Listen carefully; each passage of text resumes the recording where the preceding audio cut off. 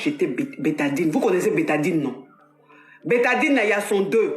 Lors d'un direct le 20 mai, la coach Amon Chic a vanté les présumés bienfaits de la bétadine sur le vagin. Selon ses dires, l'antiseptique serait efficace pour le nettoyer et stimuler le plaisir sexuel. Une fausse information qui a suscité de vives réactions sur les réseaux sociaux. Et des professionnels de santé se sont empressés de démentir ces propos. Voilà en Afrique subsaharienne là, qui enflamme avec la vidéo de coach Amon Chic sur la question de la bétadine et le mougouli. Voilà. Une petite mise au point. Je vais essayer d'être bref. La bétadine, il y en a de plusieurs sortes. Il y en a de plusieurs sortes et elles ne servent pas toutes à la même chose. J'ai pris quelques exemplaires. Alors, bétadine rouge, vous allez voir, c'est écrit scrub dessus. Bétadine scrub. En fait, c'est comme du savon.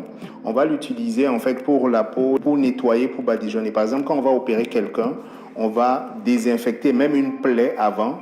On va badigeonner avec la bétadine rouge. C'est comme du savon, c'est pour nettoyer. C'est à ça que ça sert. Ça ne s'utilise pas au quotidien. Alors, la fameuse bétadine jaune. Alors, la bétadine jaune, c'est pour la peau, en fait, à la base, et pour les plaies, c'est pour désinfecter. C'est tous des produits à base d'iode, mais les formules diffèrent un peu.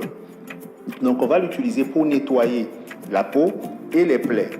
Ça ne veut pas dire qu'on ne peut pas l'utiliser pour le vagin. Je mets une précision. Par exemple, quand on a une épisiotomie, qu'on est en train de réparer, ou une déchirure vaginale ou quoi que ce soit, on peut en utiliser temporairement parce qu'il y a une plaie, parce qu'on veut désinfecter une plaie. On va suturer et après, on ne va pas réutiliser.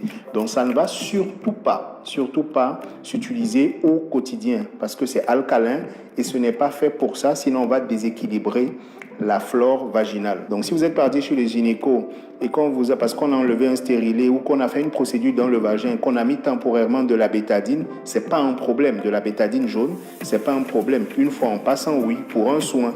Voilà. Par contre, on a la bétadine bleue, c'est bien écrit en dessous, solution vaginale. C'est écrit solution vaginale. Donc, la bétadine bleue, elle est utilisée, c'est un antiseptique vaginal. Mais là aussi, le médecin peut le prescrire comme antiseptique, dilué le plus souvent pour faire la toilette intime, pour une période brève pendant qu'on est en train de soigner une infection, par exemple. Mais on ne va pas l'utiliser comme toilette intime tous les jours, là aussi. Donc le médecin peut prescrire de la bétadine bleue pendant la période d'un traitement ou par exemple après un accouchement, la semaine qui suit, on peut faire des toilettes intimes avec de la bétadine, mais ça va être pour un moment bref. Donc, on ne va pas l'utiliser comme les autres produits. Les produits pour la toilette intime doivent être neutres. Ils ne sont pas acides, ils ne sont pas basiques. Donc, l'idéal même, c'est de l'eau. L'eau suffit largement. Donc, je pense qu'avec ça, vous avez tous compris les nuances, en fait.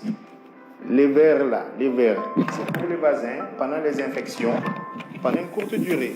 Voilà, prescrit par le médecin. Le jaune, c'est pour désinfecter les plaies et la peau. On peut l'utiliser sporadiquement, le médecin lui-même, lorsqu'il est par exemple en train de faire une procédure au niveau du vagin, mais une fois en passant, voilà.